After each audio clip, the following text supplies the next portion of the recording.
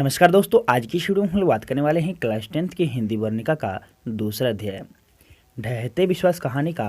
आज हम लोग total line by line Hindi अर्थ को समझेंगे। दोस्तों, यदि आप वाकई अच्छे तरीके से तैयारी करना चाहते हैं तो आप अपने पास एक बुक जरूर रखें, ताकि मैं यहाँ से अर्थ बताऊँगा, आप वहाँ से समझने का प्रयास कीजिएगा। तो मैं इस वीडियो के माध्यम से आपको लाइन बाय लाइन हिंदी अर्थ को समझाऊँगा। दोस्तों, तो बने रहिए वीडियो के अंत तक, ताकि आपको पूरी अच्छी तरीके से कहानी समझ में आ जाए और मैं आपको बिल्कुल आसान शब्दों में समझाने का प्रयास करूंगा। तो चलिए दोस्तों, वीडियो को स्टार्ट करते हैं। यदि हाँ दोस्तों, आप हमारे इस चैनल पे नए हैं तो हमारे इस चैनल को सब्सक्राइब करें और बेल आइकन को प्रेस करें, ताकि नए नए वीडियो का नोटिफिकेशन सबसे पहले आपको मिले, क्योंकि मैं बिहार बोर्ड से रिलेटेड नए नए वीडियो का अपडेट लाता रहता हूँ। तो चलिए दोस्तों, वीडियो को स्टार्ट करते हैं। दोस्तों, हमारा ये जो कहानी है ढहते विश्वास, आपको नाम से ही पता चल रहा होगा कि इसमें कुछ ऐसा घटना जरूर होगा जिससे कि विश्वास का संबंध होगा और उसमें विश्वास खत्म होने की बात अवश्य आएगा। तो ये जो कहानी है दोस्तों, ये उड़ीसा के जनजीवन पर आधारित है कि उड़ीसा के लोगों का जनजीवन किस तरह का होता है। इस वीडियो के माध्यम से समझिएगा। इस कहानी में उसी का चित्रण किया गया है। तो इसके लेखक जो हैं सातकौड़ी होता जी हैं। आपको क्वेश्चंस पूछे जाएंगे कि ढहते विश्वास कहानी के लेखक कौन हैं, तो आप वहाँ पे क्या बताइएगा? सातकौड़ी होता।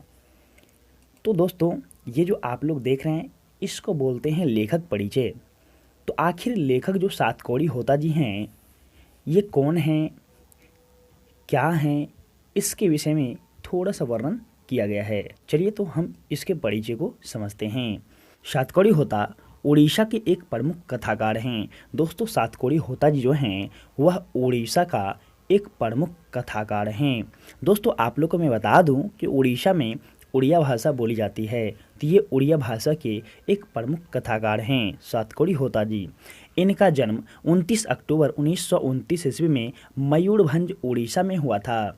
दोस्तों, मयूरभंज कहाँ है? उड़ीसा में। तो वहीं पर सातकौड़ी होता जी का जन्म हुआ था। तो आपको क्वेश्चंस पूछे जा सकते हैं कि सातकौड़ी होता का जन्म कब हुआ था, तो आप वहाँ पे बताइएगा कि 29 अक्टूबर 1929 ईस्वी में। पूछा जाएगा कि सातकौड़ी होता का जन्म कहाँ हुआ था, तो बताएंगे मयूरभंज उड़ीसा में। आगे समझिए। अब तक इनकी 1 दर्जन से अधिक पुस्तकें प्रकाशित हो चुकी है।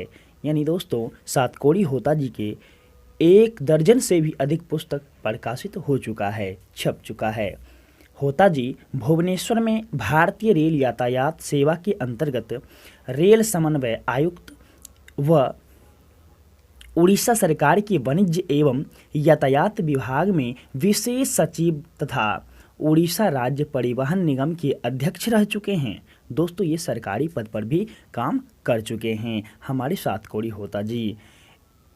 इनके कथा साहित्य में उड़ीसा का जनजीवन गहरी आंतरिकता के साथ प्रकट हुआ है।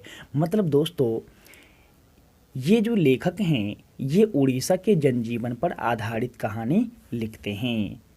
यह कहानी राजेंद्र प्रसाद मिश्र द्वारा संपादित।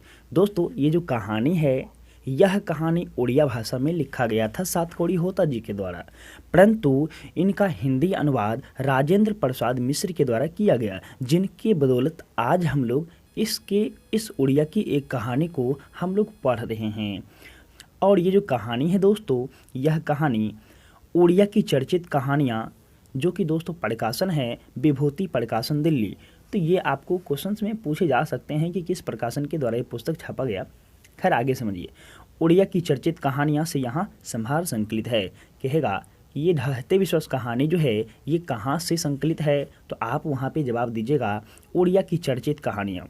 उड़िया की चर्चित कहानियाँ से यह जो हमारा कहानी है ढहते विश्वास, यह कहानी लिया गया है। तो इस प्रकार दोस्तों लेखक परिचय खत्म हुआ। इसमें हम जाने कि सातकौड़ी होता जी जो हैं उड़िया भाषा की एक प्रमुख कथाकार हैं। यह उड़ीसा के जनजीवन पर आधारित कहानी लिखते हैं कि वहाँ के लोगों का जीवन कैसा है, किस तरह का होता है। दोस्तों, ये जो कहानी है लक्ष्मी नामक एक औरत है, उनके घर की एक कहानी है। जिसके घर की स्थिति पूरे खराब होती है, उसी आधार पर ये पूरा कहानी का रचना किया गया है। एक परिवार से संबंधित है, उसी तरह का उड़ीसा में जनजीवन होता है। समझिए दोस्तों, पिछले कई दिनों से लगातार बारिश होती देख लक्ष्मी को लग रहा था कि जैसे इस बार भी बाढ़ आएगी। लक्ष्मी देख रही थी कि लगातार बारिश हो रही है, जिसके कारण लक्ष्मी को शंका होने लगा कि लगता है इस बार भी बाढ़ आएगी। तूफान से घर टूट गया था, सो उधार कर्ज मांग कर किसी तरह बांध बूथ कर उस पर पुआल डाल दिया था उसने। दोस्तों, पहले तो तूफान आया था, तूफान के कारण लक्ष्मी बेचारी का घर टूट जाता है, जिसके कारण लक्ष्मी किसी तरह से कुछ पैसे उधार लेकर के उस पर बांध बूथ करके किसी तरह अपना घर को सुरक्षित करती है। लक्ष्मण कलकत्ता में नौकरी करके पत्नी को जो कुछ भेजता है, उससे गुजारा ना होने की वजह से लक्ष्मी तहसीलदार साहब के घर का छिटपुट काम करके लक्ष्मी जो कुछ पाती है, उसी से अपनी कमी पूरी कर लिया करती है। दोस्तों, इसमें लक्ष्मण जो है वह लक्ष्मी का पति है और वह कलकत्ता में नौकरी करता है और पत्नी को जो कुछ भेजता है, उस पैसे से गुजारा नहीं होने की वजह से लक्ष्मी एक तहसीलदार साहब के यहाँ छोटा मोटा काम करके वहाँ से जो कुछ पैसा पाती है, उसी से अपनी कमी पूरी कर लिया करती है। लगता है अब समय को लोगों का सुख चैन सहन नहीं हो पा रहा है, वरना तूफान के तुरंत बाद सूखा ना पड़ता। 1 बीघा खेत छोड़ गए हैं पूर्वज। याद रखना दोस्तों कि लक्ष्मण के जो पूर्वज हैं वह कितने बीघा जमीन छोड़ गए हैं? 1 बीघा खेत छोड़ गए हैं लक्ष्मण के पूर्वज। 1 टुकड़ी जमीन भी है, हल किराए पर लेकर के उस बीघे भर में खेती करवाई थी लक्ष्मी ने। लक्ष्मी क्या करती है, किसी तरह से उस 1 बीघे भर में खेती करवाती है। अंकुर जल गए और कहीं कहीं पर धान के हरे भरे सभी कोमल पौधे धूप में भूनकर स्वाहा हो गए। बेचारी का कितना स्थिति खराब है दोस्तों।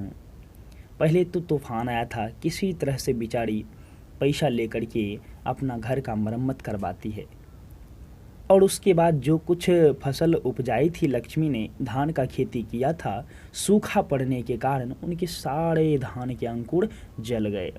फिर भी हार ना मान करके बारिश होने पर रोपनी करने का इंतजार कर रहे थे किसान। देखिए वहाँ के किसान धैर्यवान हैं, वे लोग इंतजार कर रहे हैं कि ओह कोई बात नहीं, बारिश पड़ेगा तो फिर से खेती कर लेंगे। गहरे खेतों में जड़ई समाप्त करके नदी के बांध पर बैठे गर्दिश के दिन भूलने की कोशिश करते वक्त यह अनवरत बारिश शुरू हो गई। लक्ष्मी जो है या किसान सब लोग बांध पर बैठ करके, बांध के नीचे सभी लोगों का घर था, एक गांव था, तो वहीं पर ये सारे लोग रहते थे। तो बांध पे बैठ करके सारे लोग अपने खराब दिन को भूलने की कोशिश कर रहे थे कि अचानक बारिश शुरू हो गई। सारे लोग खुश हो गए कि बारिश पड़ रही है, अब तो खेती होगी। लेकिन क्या दोस्तों, बारिश भी इतना पड़ता है कि बारिश भी बाढ़ लाने का संभावना ला देता है। अब बताइए प्रकृति इंसान के साथ कैसे मजाक कर रही है। अनवरत बारिश शुरू हो गई, भादों के शुरू से बरस रही है। पूरा महीना खत्म होने को आया पर बारिश थम नहीं रही। एक पक्ष से अधिक हो गया, सूर्य देवता के दर्शन तक नहीं। देखिए दोस्तों, बारिश भी पड़ा, इतना बारिश पड़ा कि सूर्य देवता के दर्शन तक नहीं हो पा रहे हैं। बताइए कैसा वहाँ का स्थिति है। लगातार बारिश होने के कारण बाढ़ आने की चिंता से अब रात को नींद नहीं आती है लक्ष्मी को। दोस्तों, इतना बारिश पड़ रहा था कि सारे लोग घबरा गए। लक्ष्मी भी घबरा गई कि लगता है अब बाढ़ जरूर आएगी। देवी नदी के बांध के नीचे लक्ष्मी का घर था। पॉइंट करना दोस्तों, यहाँ से आपको क्वेश्चंस पूछे जा सकते हैं कि किस नदी के बांध के नीचे लक्ष्मी का घर था। तो देवी नदी है दोस्तों, देवी नदी के बांध के नीचे लक्ष्मी का घर था। और वो बांध कौन सा है? तो दलई बांध। याद रखिएगा दोस्तों, लक्ष्मी का घर जो है दलई बांध के नीचे है और उस बांध के पास से एक नदी गुजरती है, देवी नदी।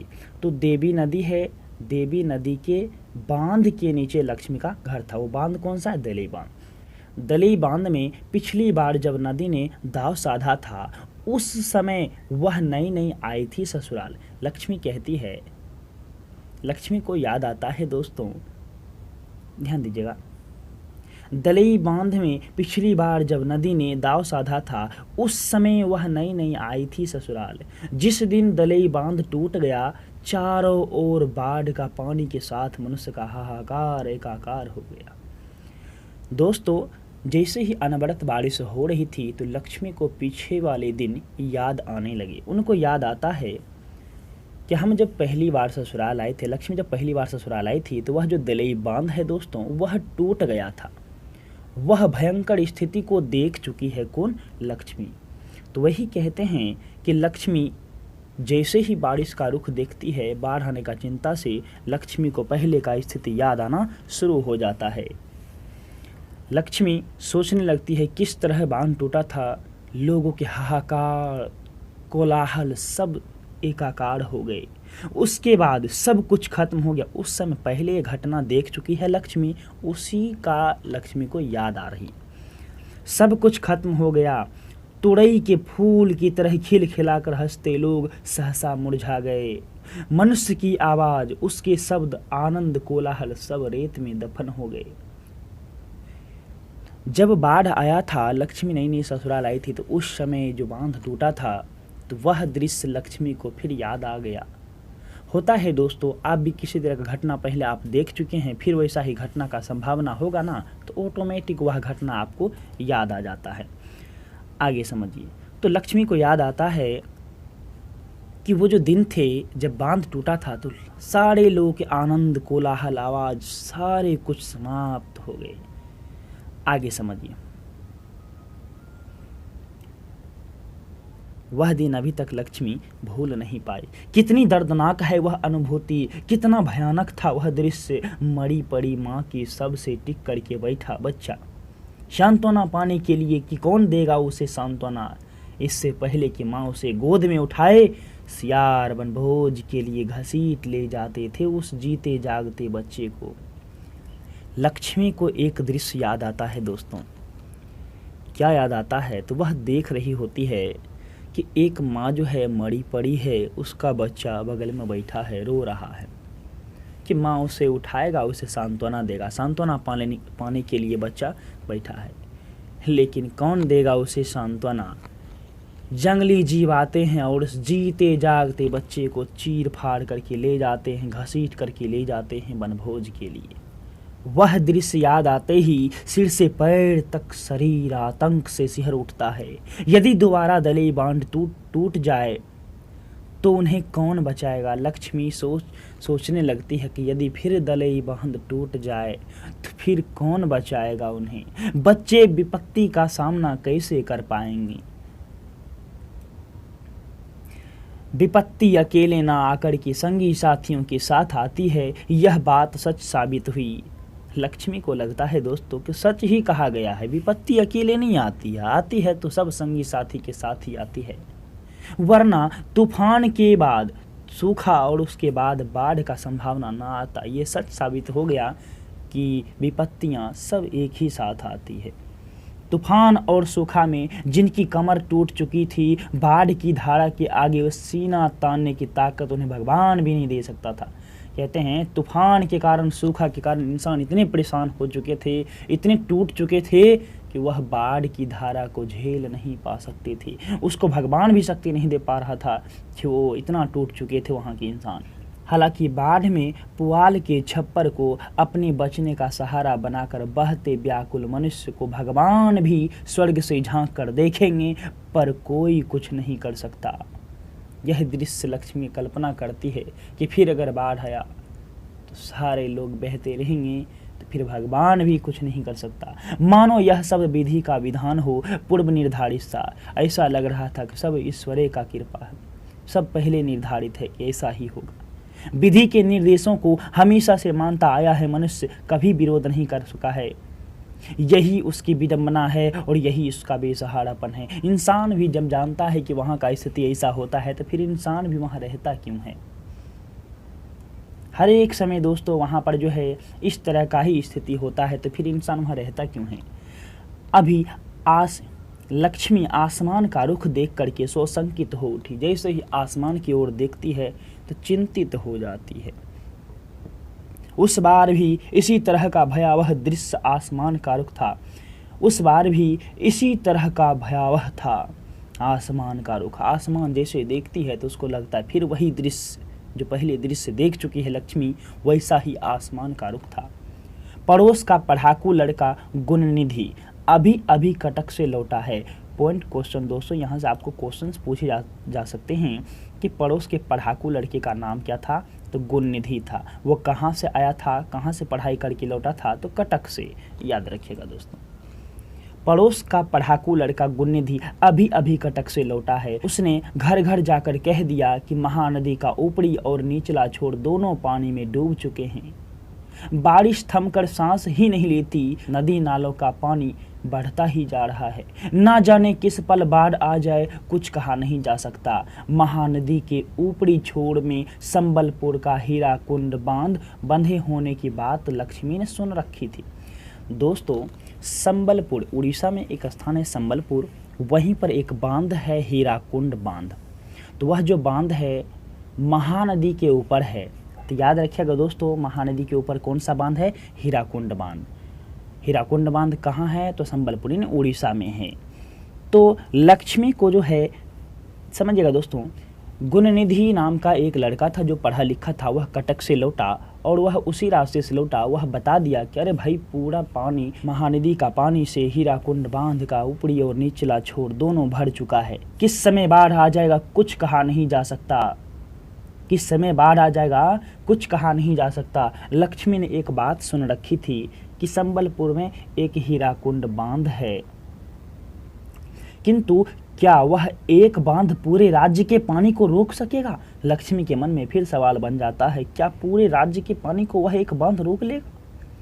अरे, कटक शहर को बाढ़ की चपेट से बचाने के लिए महाराज ययाति केसरी ने पत्थर का बांध बनवाया था। याद रखना दोस्तों, कटक शहर को बचाने के लिए महाराज ययाति केसरी ने पत्थर का बांध बनवाया था। इस युग के पढ़े लिखे बुद्धिमान लोगों ने हीराकुंड बांध बनवाया। हालांकि यह सब देखा नहीं था लक्ष्मी ने। हालांकि यह सब देखा नहीं है लक्ष्मी ने, सिर्फ सुना है। सुनी है कि हीराकुंड बांध है और कटक शहर को बचाने के लिए कभी महाराज ययाति केसरी ने पत्थर का बांध बनाया था और इस समय के पढ़े लिखे लोगों ने हीराकुंड बांध बनवाया। उसी हीराकुंड बांध में काम करते समय पत्थर के नीचे दबकर उसके ससुर शहीद हो गए थे। याद रखना दोस्तों कि हीराकुंड बांध में ही काम करते समय लक्ष्मी की ससुर यानी लक्ष्मण के पिता, लक्ष्मी के ससुर जो हैं, हीराकुंड बांध में काम करते समय पत्थर के नीचे दबकर के शहीद हो गए थे। ऐसा लोगों का कहना है। लक्ष्मी ऐसा सुन रखी है कि उनका ससुर जो है हीराकुंड बांध में ही काम करते समय पत्थर के नीचे दबकर के शहीद हो गए। ससुर के देहांत के बाद इस घर में बहू बनकर आई थी। याद रखना दोस्तों कि ससुर के देहांत के बाद ही लक्ष्मी अपने ससुराल आई थी। इन 28 वर्षों में उसने कई बाढ़, सूखा और तूफान देखे हैं, किंतु इंसान इन बाधा विपत्तियों को मानकर जंगली हठीले भैंस की तरह अपनी आशा और अरमानों को पूरा करने के लिए निरंतर दौड़ रहा है। ना जाने कितनी आशाएं, कितनी अभिलाषाएं उसने भी अपने दिल में साझे रखी है। लक्ष्मण के परदेसी होने का बेहद दुख है, फिर भी वह बगैर टूटे अच्छे दिनों की प्रतीक्षा किए जा रही है। दोस्तों, वहाँ जब लोगों को पता ही है कि यहाँ का स्थिति हर एक समय खराब होता ही है, तो फिर भी लोग वहीं पर रहते हैं, अपने अरमानों को सजा करके रखते हैं कि हम इस बार हुआ, आगे नहीं होगा। लक्ष्मी सोचती है उसके पति जो परदेसी हो गए हैं, बाहर चले गए हैं, काफ़ी बेहद दुख है लक्ष्मी को। शायद वह डरावना दिन आते आते रास्ते में कहीं ठहर गया, जैसे जेबरा अनिकट महानदी का पानी ठहर जाता है। लगता है कि लोगों का खुशी कहीं रास्ते में रुक गया है। जिस प्रकार जेबरा नदी का पानी जो है बांध के निकट आते ही रुक जाता है, उसी तरह से इंसान की खुशी भी लगता है कहीं ठहर गया है, रुक गया है। पर मन हार नहीं मानता, नसीब के साथ तर्क वितर्क करके निकल पड़ता है कूच करने को। इंसान कभी हार मानने वाला नहीं है। नसीब के साथ तर्क वितर्क करके वह फिर आगे की ओर बढ़ चलता है कि नहीं मेरे नसीब में ऐसा ही है। नसीब के भरोसे बात को छेड़ देता है और आगे की ओर फिर चल देता है। लक्ष्मी दलई बांध पर खड़ी होकर के महानदी के दोनों किनारों को डूबते हुए देखकर मन ही मन कहती है, किनारा लांघे बगैर चली जा, हमारी हंसी खुशी दुनिया को रेतीला मत बना। लक्ष्मी महानदी को जब देखती है तो प्रार्थना करती है कि मेरी हंसी खुशी दुनिया को रेतीला मत बना, चली जा, यहाँ से चली जा। आगे समझिएगा दोस्तों। गांव के लड़कों को इकट्ठा करके गुणनिधि ने स्वेच्छासेवक दल का गठन किया। लड़कों का साथ देने के लिए बूढ़े भी कमर कसकर निकल पड़े। यह तो किसी एक का काम नहीं, पूरे गांव में फैल गई यह बात, बाढ़ आ रही है। दोस्तों, गुणनिधि पढ़ा लिखा लड़का था, उसने स्वेच्छासेवक दल का गठन किया था। पूछा जाएगा आपको कि स्वेच्छासेवक दल का गठन किसने किया था, तो गुणनिधि ने। गुणनिधि स्वेच्छासेवक दल का गठन किया, लड़कों को एक साथ जुटा करके स्वेच्छासेवक दल का गठन किया और उसमें कहा कि ये तो किसी का पर्सनल काम तो है नहीं। उनका बात सहमति के लायक था, इसीलिए बूढ़े लोग भी उनका साथ देने लगे। हीराकुंड से पानी छोड़ दिया गया है, बांध टूटने की आशंका है। सारे जगह पूरे गाँव में यह बात फैल गई कि हीराकुंड से बांध जो है, हीराकुंड बांध से पानी छोड़ दिया गया है, कब बाढ़ आ जाएगा इसकी कोई गारंटी नहीं है। लोगों की सहन शक्ति एवं मन के दंभ को परखने के लिए नदी के वक्ष को व्यापक करते हुए बारिश का पानी बढ़ता ही जा रहा है। दोस्तों, तो उधर से पानी छोड़ दिया गया हीराकुंड बांध से और इधर बारिश छूटने का नाम ही नहीं ले रहा। बारी बारी से गांव के लड़के दलई बांध की निगरानी कर रहे हैं। आपको क्वेश्चंस पूछे जाएंगे कि गांव के लड़के किस बांध की मरम्मत में लगे थे, तो दलई बांध की निगरानी कर रहे थे, मरम्मत में लगे थे। बूढ़े उपदेश दे रहे थे, कमजोर स्थानों पर मिट्टी डाली जा रही थी, पत्थर ढोए जा रहे हैं, बांध को और भी मजबूत करने के लिए रेत की बोरियां इकट्ठी की जा रही है काम में लाने के लिए। रेत की बोरी समझते हैं ना, बालू जो भर करके रखा जाता है, वो बांध की मजबूती के लिए वो सब लोग पहले से इंतजाम करके रख रहे हैं। जहां भी बांध कमजोर था वहां पर मिट्टी सब पत्थर सब दिया जा रहा है। बांध की निगरानी के लिए लक्ष्मी ने अपने बड़े लड़के को भेज दिया। दोस्तों, लक्ष्मी को 4 संतान थी, 2 बेटा 2 बेटी। बड़े लड़के का नाम था अच्युत। लक्ष्मी ने क्या किया, अपने बड़े लड़के को भेज दिया। उस बांध की निगरानी में जो है लक्ष्मी भी अपने बड़े लड़के को भेज देती है। अपने साथियों के साथ वह रात भर बांध की निगरानी करेगा, कमजोर स्थानों पर रेत की बोरियां डालेगा, पत्थर ढोएगा। लड़का बाप ही की तरह कर्मठ है, गठा हुआ शरीर है, काम पड़ने पर झपट पड़ता है शेर की तरह। कहते हैं 1 नंबर का जो है कमधंधु व्यक्ति है, कोई भी काम पड़ता है तो शेर की तरह दौड़ पड़ता है। लक्ष्मी उनको क्या किया, तो बांध की निगरानी में उसको भी भेज दिया। घर पर 2 लड़कियां और साल भर के लड़के को लेकर के अकेली है लक्ष्मी। याद रखना दोस्तों, तो लक्ष्मी को 2 बेटा और 2 बेटी थी। बड़े बेटा का नाम था अच्युत, उसके बाद 2 बेटी थी और 1 साल का छोटा बेटा था। तो 4 संतान थी, याद रखिएगा दोस्तों, 2 बेटा और 2 बेटी। उसे नींद नहीं आती है, लक्ष्मी को नींद नहीं आती है। नदी की आवाज़ और बारिश की रिमझिमाहट को कान डेर कर सुनती है वह। नदी किनारे गुणनिधि से पूछा था, हिम्मत बंध रही है क्या छोटे सीखोगे। कहते हैं नदी किनारे जब लक्ष्मी बांध पर घूम रही थी तो कहते हैं गुणनिधि से कि हिम्मत बंध रही है, अरे कुछ सहारा है, कुछ भरोसा है ना। गुणनिधि ने हंसते हुए कहा, क्यों नहीं सकेंगे मौसी, निठल्ले लोगों के लिए जगह भी तो नहीं है दुनिया में। गुणनिधि भी हंस करके कहता है कि क्यों नहीं सकेंगे, क्यों नहीं हिम्मत बनेगा मौसी, निठल्ले लोग। अब सामने विपत्ति है, देख करके हटे रहेंगे, कुछ ना करेंगे तो फिर तो उसके लिए तो जगह नहीं है दुनिया में। जिस मनुष्य ने काठ जोड़ी का पत्थर बांध बांधा है, हीराकुंड बांध बनाया है, वह मनुष्य अभी मरा थोड़े ही है। बताइए, कहते हैं कि वे सब इंसान, बड़े बड़े इंसान जो है विपत्ति का सामना किए हैं, तो हम क्यों नहीं कर सकते हैं। उसके चेहरे की चमक देखकर लक्ष्मी को कुछ तसल्ली हुई, लगता है कुछ सहारा है, कुछ भरोसा है। कुछ भी कहो, पढ़ लिख कर नालायक नहीं निकला। पैंट शर्ट उतार कर, कांच लगाकर अन्य 25 लोगों के साथ कमर कसकर जुटा हुआ है। कितने लोगों के साथ गुणनिधि काम में जुटा हुआ था, 25 लोगों के साथ। बड़ा लड़का अच्युत भी पल भर को नहीं बैठता, रेत की 1 बोरी डालने के बाद दूसरी बोरी लाने के लिए दौड़ जाता। खतरे से जूझने के लिए सभी लोग इकट्ठे हुए हैं। सरपंच गुणनिधि से कहा सरपंच ने गुणनिधि से कहा, घर घर खबर पहुंचवा दो, सबको सतर्क कर दो, बाढ़ का पानी बढ़ता ही जा रहा है, कल शाम तक यहाँ पहुंच जाएगा। तो गुणनिधि से सरपंच कहता है कि बच्चे जा करके सबको कह दो, बाढ़ का पानी बढ़ता ही जा रहा है, कब बाढ़ आ जाएगा कहा नहीं जा सकता, लगता है कल शाम तक बाढ़ आ जाएगी, जाके सबको सतर्क कर दो, तैयार रहे भागने के। दूसरे दिन सुबह एरसमा बाली कूदा, एक मुंह से दूसरे मुंह को होती हुई यह बात हवा की तरह चारों ओर फैल गई। किसी को प्रचार नहीं करना पड़ा, बुलावा नहीं देना पड़ा। गांव के युवक बाढ़ के पानी का मुकाबला करने के लिए निकल पड़े। कहते हैं जैसे ही लोगों को पता चला, सारे लोग जमा हो गए। कहाँ?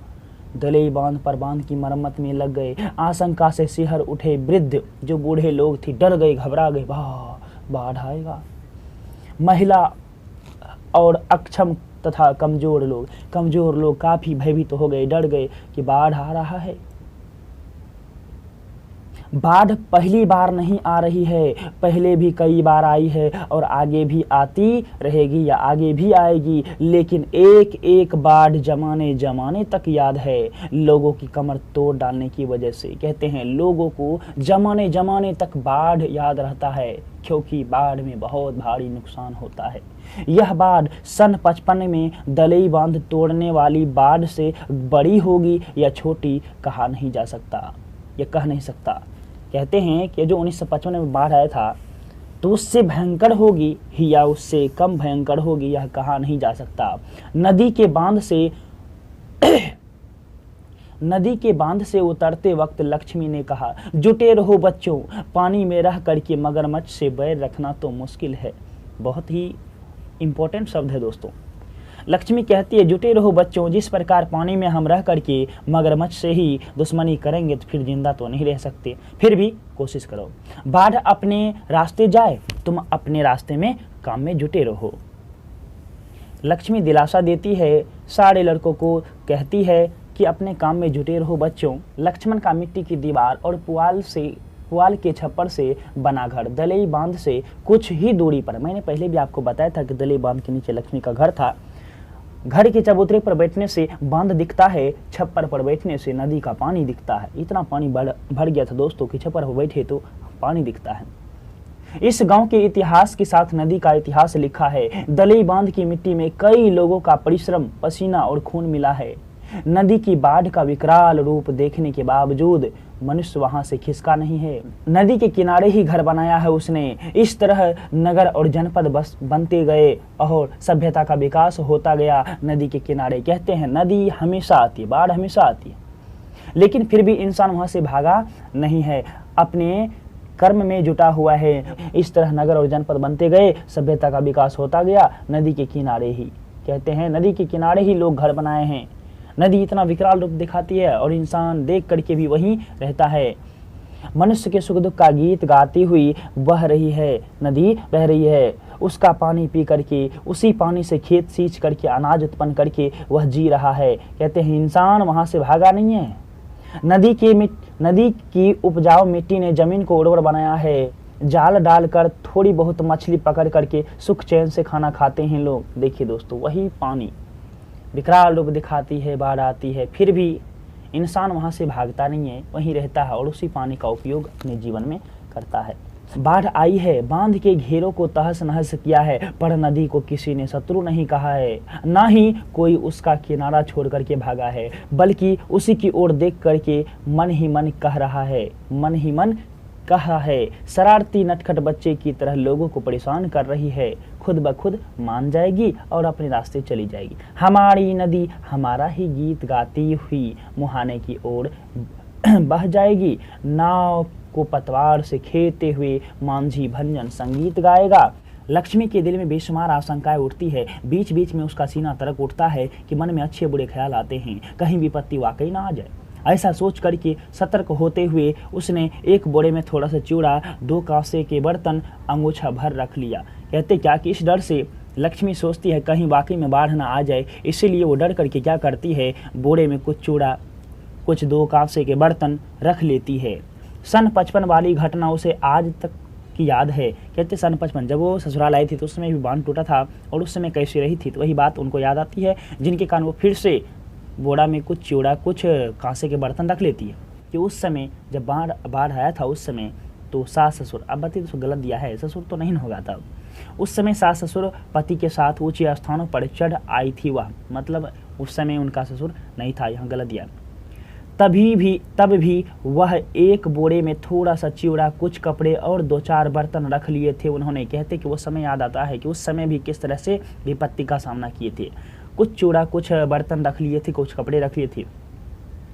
मन रह रह कर चौंक उठता है, लक्ष्मण होता तो कुछ सहारा होता, साहस बनता। क्या बच्चे को लेकर के वह इतने बड़े संकट का मुकाबला कर सकेगी?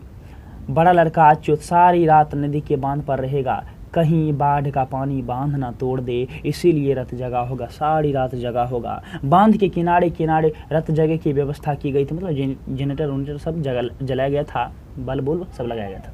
रात को मूसलाधार बारिश हो रही थी, फिर भी लड़कों ने अपना मोर्चा नहीं छोड़ा, वहीं डटे रहे। ठिठुरन भरी हवा से रह रह कर सिहर उठता था उसका शरीर। कहते क्या, रात में हवा बहता है पूरा शरीर सिहर उठता है।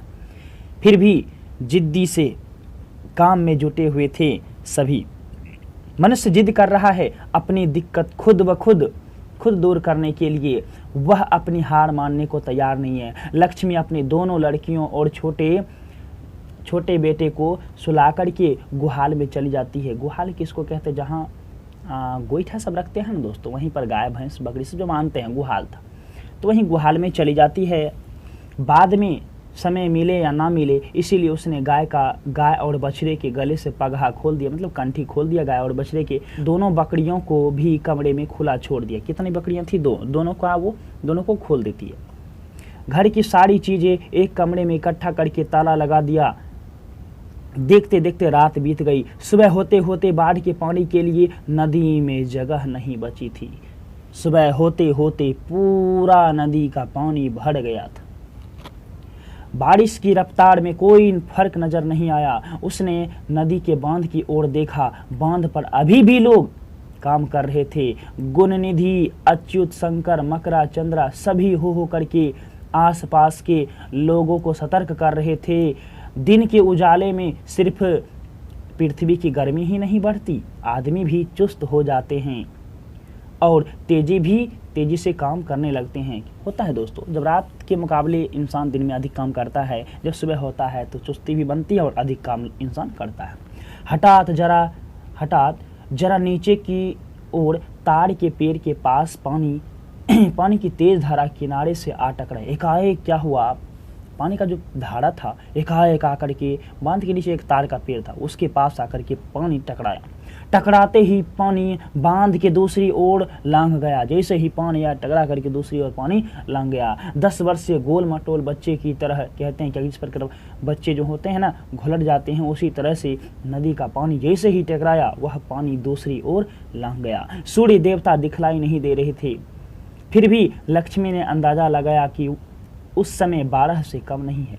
कहते क्या लक्ष्मी अंदाजा लगाती है कि उस टाइम जो है 12 बज रही होगी। गुणनिधि गला फाड़ फाड़ कर चिल्लाने लगा कि रेत की बोरी तार के पेड़ के पास नदी में घुसी चली जा रही है। गांव के छोटे बड़े जो भी लोग वहां इकट्ठा थे रेत की बोरी और ढीमा पत्थर ढो कर लाने लगे। गुणनिधि ने 2 लड़कों को गांव के लोगों को ऊंची जगह पर चढ़ जाए ऐसा कहने के उद्देश्य से गांव में भेज दिया। गुणनिधि क्या किया, 2 लड़कों को भेज दिया जाकर के तेजिस तुम गांव में जाकर के बता दो। पल भर में शोर शराबा मच गया पूरे गांव में। लोग हाँफते हुए टीले की ओर दौड़ने लगे। टीला ऊंचा स्थान होता है, टीले की ओर भागने लगे। टीले के नीचे स्कूल है। कईयों ने स्कूल में शरण ली, कुछ लोग स्कूल में रह गए। 4 कमरों में 200 के करीब लोग खचाखच भर गए। वाह, 4 ही कमरा था स्कूल में, 4 कमरे में सोचिए 200 के करीब लोग भर गए। बाकी लोग टीले पर चढ़ गए। तेज बारिश और हवा की वजह से टीले पर बरगद की शाखाएं इधर उधर डोल रही थी। पेड़ के नीचे देवी का स्थान था, यानी बरगद के पेड़ के नीचे था देवी का एक स्थान था। बारिश के पानी से भीग चुका था। साल में एक बार चैत की संक्रांति को इसी टीले पर मेला लगता था। जहाँ टीले पर लोग चढ़ गए हैं वहाँ पर एक बरगद का पेड़ है, तो वहाँ उसके नीचे एक देवी का स्थान था। तो लोग को याद आता है कि उस स्थान पर जो है किसी समय मेला लगता था, चैत की संक्रांति में जो है वहाँ मेला लगता था। देवी पर बलि चढ़ाई जाती है, आसपास के लोग, एक गांव के लोग इकट्ठा होते हैं, खरीद बिक्री होती है, नाच गाना भी होता है। उस वक्त टीले पर चढ़ने वाले लोगों के चेहरों पर रौनक होती है। कहते हैं कि उस समय जब मेला लगता है तो उस समय लोगों के मन में रौनक होती है। किंतु आज सभी किसी आशंका से थर थर कांप रहे हैं, मानो सबों की आशाएं आशंका में बदल चुकी है। कौन जाने क्या होगा, सिर्फ माँ चंडेश्वरी का ही भरोसा है। कहते क्या कि बस सारे लोग ईश्वर पर भरोसा कर रहे हैं कि माँ चंडेश्वरी ही अब इंसान को बचाए। लक्ष्मी दोनों लड़कियों और छोटे लड़के को साथ लेकर के निकलते निकलते कुछ पिछड़ गई। मतलब दोस्तों भागते भागते लक्ष्मी कुछ देर ही कर दी, मतलब घर में कुछ ज़्यादा ही रुक गई। वह अच्युत का इंतजार कर रही थी, यह सोच कर कि कहीं वह आ ना पहुँचे। लक्ष्मी बड़े बेटे का इंतजार कर रही थी कि कहीं हम निकल जाएंगे, कहीं वो आ ना जाए, इसीलिए वह रुकी थी। पर अच्युत नहीं आया। नदी के बांध की ओर देख करके उसने ऊंची आवाज में बेटे को पुकारा, पर आवाज शायद बेटे के कानों तक नहीं पहुंच सकी। ठीक उसी वक्त बांध टूटकर पानी की धारा गांव की ओर लपकने की आवाज ने क्षण भर को उसे स्तब्ध कर दिया। जैसे ही उधर चिल्लाई, बांध टूट गया, पानी बांध की दूसरी ओर लांघ गया। इसके बाद और कुछ भी सोचने का वक्त नहीं था उसके पास। वह दोनों लड़कियों को लेकर के बच्चे को गोद में लेकर के जैसे तैसे बोरे को उठाए टीले की ओर दौड़ने लगी। जैसे ही बांध टूट गया देख ली लक्ष्मी तो तेजी से भागने लगी। दोनों बच्ची को और 1 साल का जो बेटा था उसको अपनी गोद में लेकर के किसी तरह बोरे उठा करके तेजी से भाग रही। नदी ने दोबारा दाव साधा। नदी दोबारा पहल मारते दोबारा एकदम बांध पूरे तोड़ ही देती है।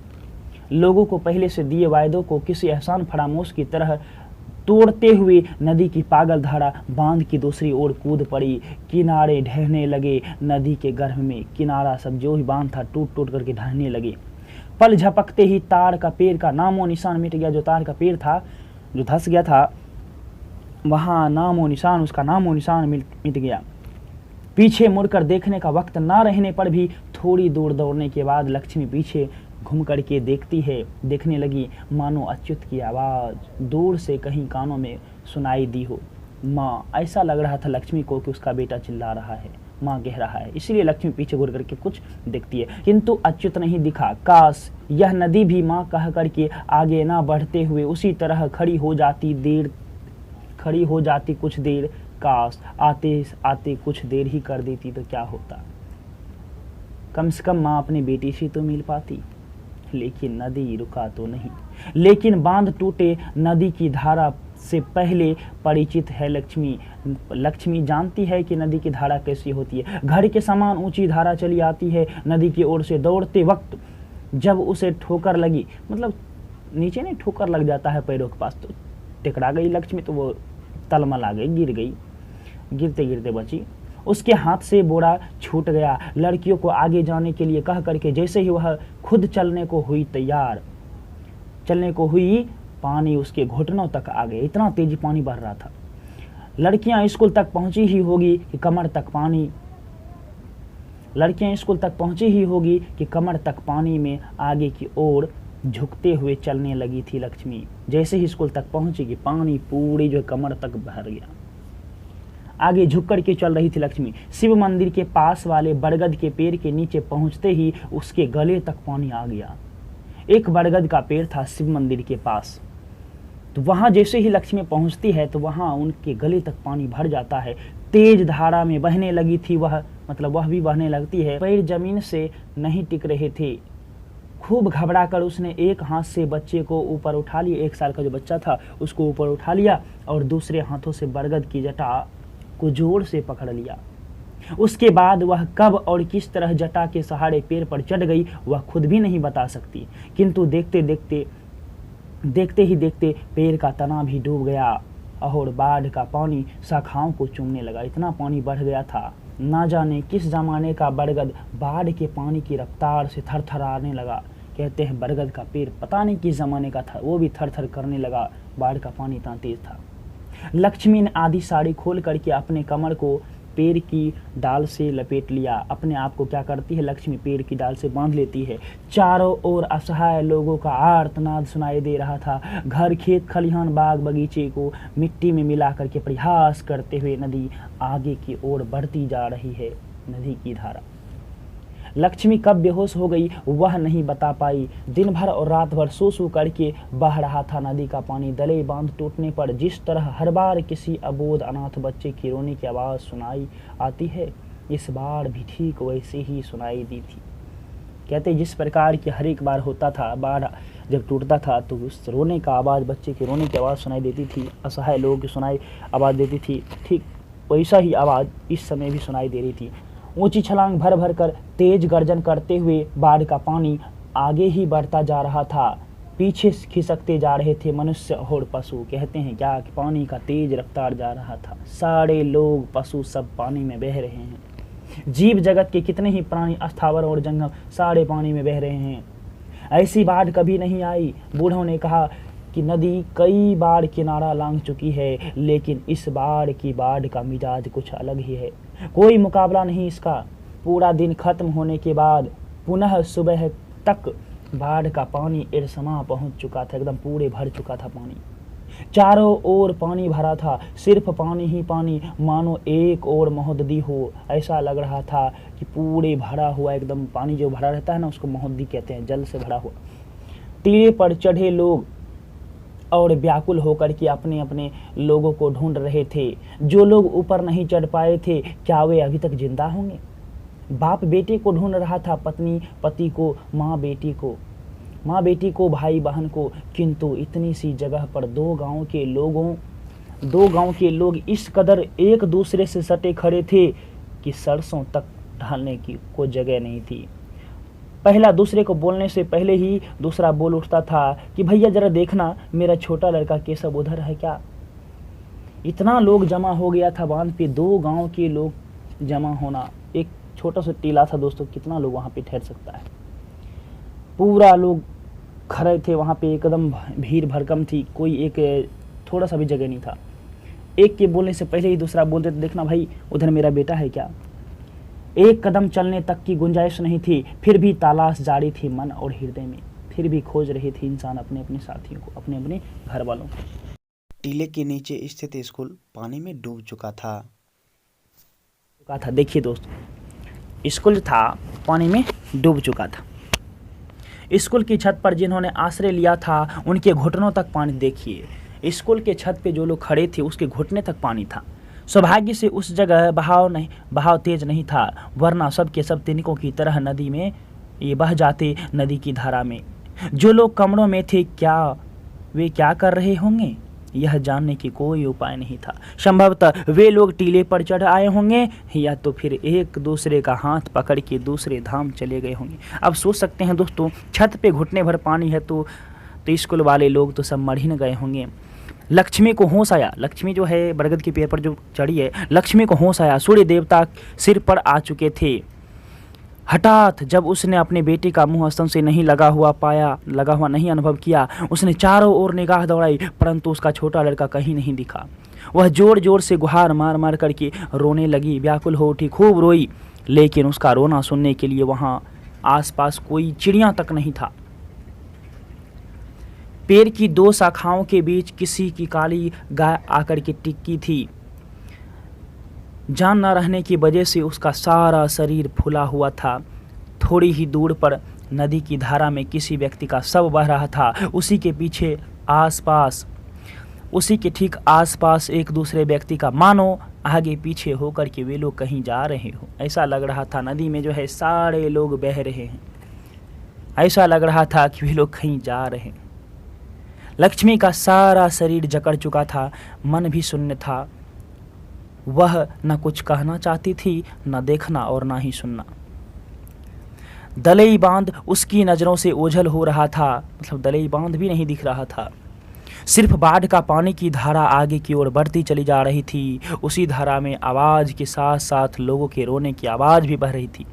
अब लोगों को किसी पर भरोसा नहीं रह गया। इंसान भरोसा किया था देवी माँ पर कि इस बार जो है बचा लेगी, देवी माँ हमारी रक्षा करेगी, परंतु देवी देवताओं पर से विश्वास उठने लगा है। मानव सृष्टि की शुरुआत में लोगों को दिए गए सारे वायदे खोखली आवाज़ों में तब्दील हो गए हो। बार बार किसी पर विश्वास करके इंसान ठगा जा चुका है। हमेशा विश्वास करता है इंसान, फिर भी वो ठगा जा चुका है। उसके साथ विश्वासघात हुआ है। लक्ष्मी के पीछे वाले शाखाओं के जोर पर न जाने क्या आकर के फंस गया। थोड़ी भी शरीर में थोड़ी भी ताकत नहीं बची थी, मन में शक्ति नहीं थी। लाश की तरह एक जगह टिकी हुई थी लक्ष्मी। अब सूर्य देवता दिखाई नहीं देता, बादल काले काले होकर के फिर घिर आए। देखो, एक तो बादल उतना परेशान, इतना बारिश, प्रकृति वहाँ का मजाक कर रही है। लक्ष्मी की यादाश्त को कुछ ऊर्जा मिली। उसने अपने पीछे वाली शाखाओं की जोड़ में फंसी चीज को देखने के लिए पीछे की ओर मुड़ती है। उसके हाथों में ताकत नहीं रह गई थी।